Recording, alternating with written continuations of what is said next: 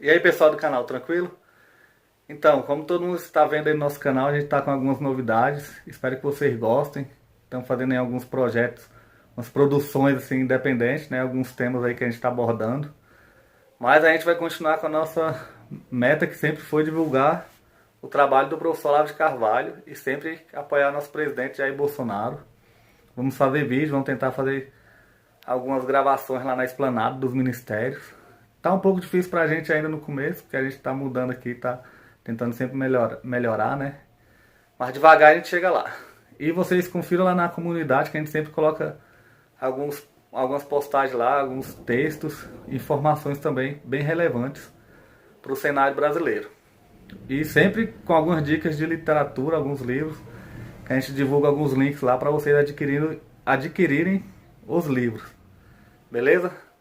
Espero que vocês continuem com a gente. Se inscrevam quem não for inscrito. Segue a gente no Instagram, no Twitter. Lá também a gente é muito ativo. Compartilha muita coisa boa. E também no Telegram, a gente tem um grupo que é pra gente conversar, trocar ideias, informações. Beleza? É isso aí, tamo junto. Força aí pro nosso presidente. É isso aí, eu vou deixar um trecho aqui do professor Olavo de Carvalho, onde ele fala sobre inteligência, entre outros assuntos, né? Inteligência é uma coisa que a gente sempre busca através do conhecimento, né? E é o que a gente sempre teve aqui como base no nosso canal, é tentar passar conhecimento, inteligência, né? Para aumentar o QI do povo brasileiro em geral. Sempre com as obras do professor Olavo de Carvalho, entre outros vários autores, né? Que a gente sempre indica aqui. Beleza? Então fiquem aí com o vídeo. Espero que vocês gostem. Segue a gente no Instagram, no Twitter. A gente é também bastante ativo nessas redes sociais. E também agora no Telegram. E também vou deixar o link aí do Patreon. Quem quiser dar uma olhada lá no que a gente está produzindo lá. Vou deixar o link aí na descrição. Valeu, forte abraço. Valeu, forte abraço. Valeu, forte abraço. E não se esqueça, Deus, pátria e família. Boa noite. O tema desse curso é inteligência humana, e um dos objetivos é mostrar todas as correntes e todos os mecanismos que estão postos em ação hoje em dia e desde há pelo menos 200 anos para deprimir a inteligência humana e, se possível, suprimi-la. Tudo o que nós chamamos de sistema de educação tem se destinado precisamente a isso desde há muito tempo. E muito do que nós imaginamos como alta cultura tem apenas este objetivo. É evidente que todo ser humano ele se considera inteligente até certo ponto, e pelo menos imagina que tem inteligência suficiente para as suas necessidades. Eu nunca conheci ninguém que se confessasse definitivamente burro. Às vezes as pessoas fazem isso por brincadeira, e o Pedro tinha um amiguinho que dizia: sou burro com muito orgulho, e morreu baleado pela polícia. Então, evidentemente, é uma coisa contraproducente. Então, nós nos apegamos, de algum modo, à nossa inteligência, porque nós não temos outro farol de orientação na vida.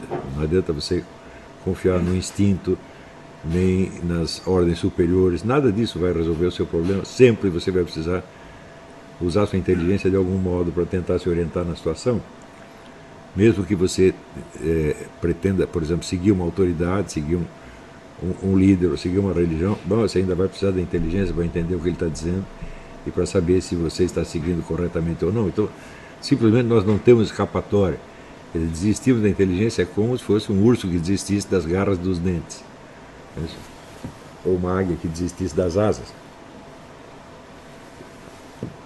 No entanto, vamos dizer, as forças principais da nossa civilização se voltam contra a inteligência humana, e não é de hoje. Muitas ideias elas se impregnaram de tal modo na nossa cultura que elas nos parecem naturais, de algum modo. Uma delas é de que nós não conhecemos a realidade, nós conhecemos apenas fenômenos ou aparências, e na verdade o mundo real, suposto mundo real, é muito diferente daquilo que nós vemos. Nós podemos mais ou menos datar a origem disso de um filósofo escocês chamado David Hume, bem que essa não fosse a intenção de Hume. né? A maior parte da obra do Hume é dedicada justamente à crítica do conhecimento humano. E, somando tudo, ele prova que é impossível você conhecer qualquer coisa. Ele diz, por exemplo, que nós temos sensações, nós temos impressões e temos pensamentos, mas nós não temos nenhuma prova de que por trás disso exista um eu pensante, um eu consciente. De fato, não temos. Se você nunca viu o seu eu, você não tem uma experiência direta do seu eu, você só o reconhece pelas suas ações, e essas ações estão evidentemente separadas umas das outras. Você não tem uma experiência contínua. E assim por diante ele vai fazendo vários exames críticos do conhecimento humano, sempre apontando as suas falhas. Só que depois de ter dito tudo isso, demonstrado que não há razões para você crer na objetividade, na realidade, veracidade do seu conhecimento, ele diz, no entanto, mas apesar disso nós precisamos crer nesse conhecimento, porque isso nos é ensinado pela tradição e nós não podemos viver sem isso. Então é errado considerar Hume como um céptico, na verdade. Ele está fazendo, com a crítica da razão, ele está fazendo a apologia da tradição e da obediência e do hábito. Ele diz que há muitas ideias que nós não podemos provar, que se impregnaram em nós pelo hábito, e nós precisamos delas, embora elas não tenham fundamento racional. Nós sabemos que esta crítica do conhecimento humano feita por Hume causou uma profunda impressão em Immanuel Kant, que veio um pouco depois. E Kant não se conformou com aquela conclusão negativa, e achou que ele tinha que encontrar um novo fundamento para o conhecimento.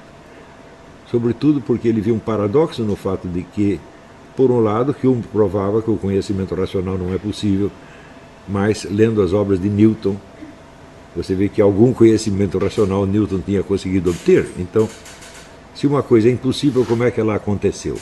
Se Hume tem razão, como é possível a física de Newton? Então, tentando localizar um novo fundamento para a credibilidade do conhecimento científico, Kant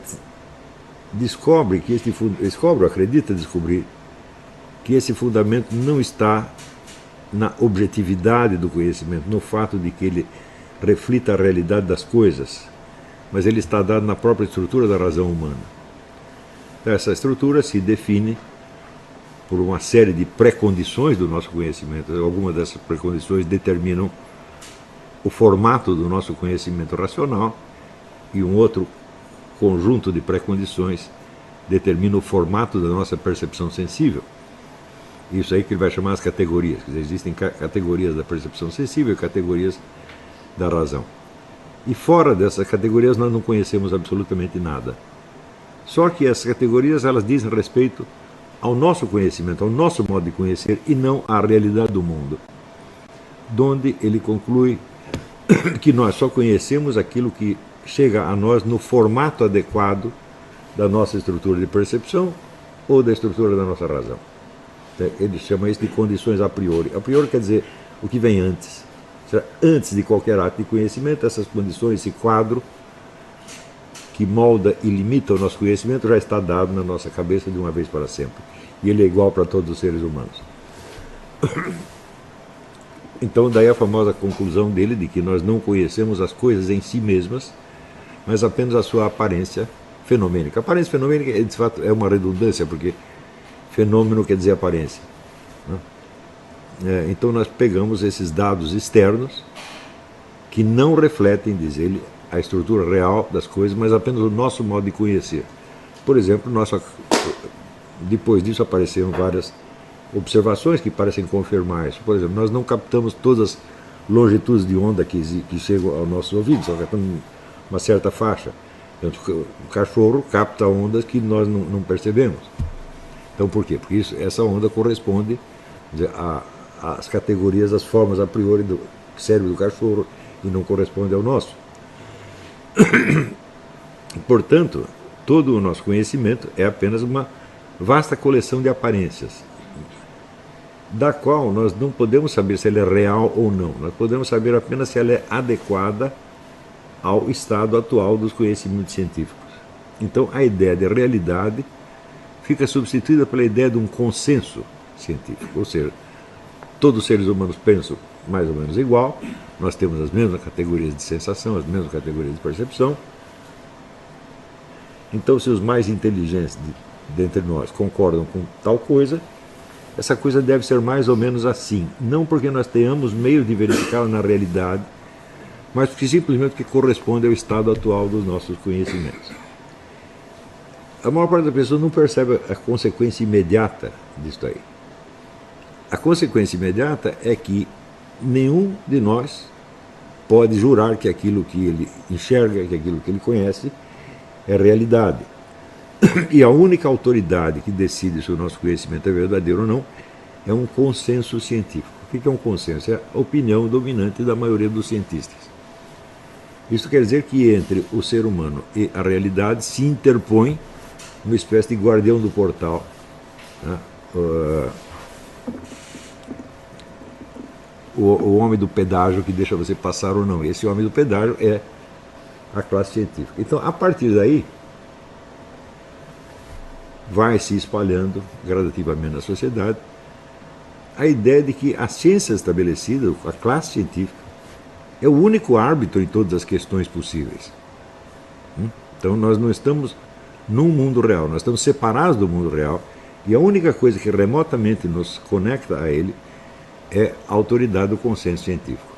Não é preciso dizer que esse consenso não existe, porque a todo momento aparecem novas teorias desmentindo outras teorias e assim por diante. Praticamente não existe nenhuma teoria científica, nenhuma que não tenha sido contestada vigorosamente por outros cientistas, né? Nós temos, por exemplo, a média da população acredita que uma coisa como a teoria da relatividade do Einstein está provada de uma vez para sempre. Bom, isso é o que ele acredita, mas existem muitos cientistas que não acreditam. Quer dizer, as críticas à relatividade de Einstein continuam aparecendo, ano após ano. Elas não são incorporadas na visão pública da ciência, embora façam parte do patrimônio da ciência, né?